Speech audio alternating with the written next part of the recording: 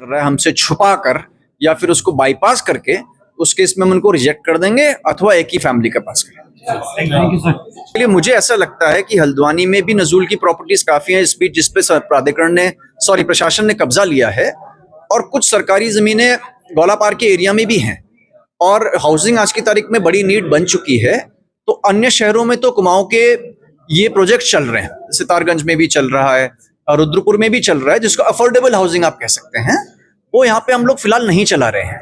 तो इसके लिए नौकुचिया ताल में लैंड ढूंढी है, लेकिन उससे ज्यादा डिमांड हल्द्वानी में। वर्किंग पॉपुलेशन नीचे ज्यादा है, नीचे लोग जमीन खरीदना भी चाहते हैं, और जो वर्कफोर्स है हमारी, जो अलग अलग संस्थानों में काम करती है, वो भी हल्द्वानी में रह रही है।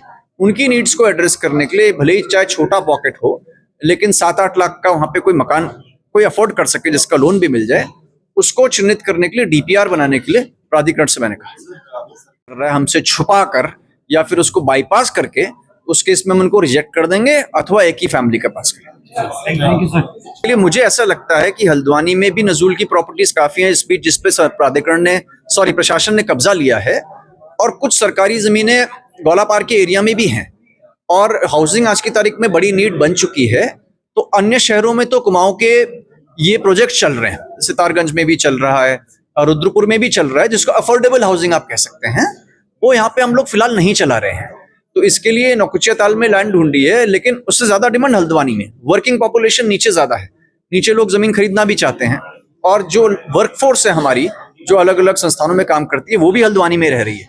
उनकी नीड्स को एड्रेस करने के लिए भले ही चाहे छोटा पॉकेट हो, लेकिन 7-8 लाख का वहां पे कोई मकान कोई अफोर्ड कर सके, जिसका लोन भी मिल जाए, उसको चिन्हित करने के लिए डीपीआर बनाने के लिए प्राधिकरण से मैंने कहा।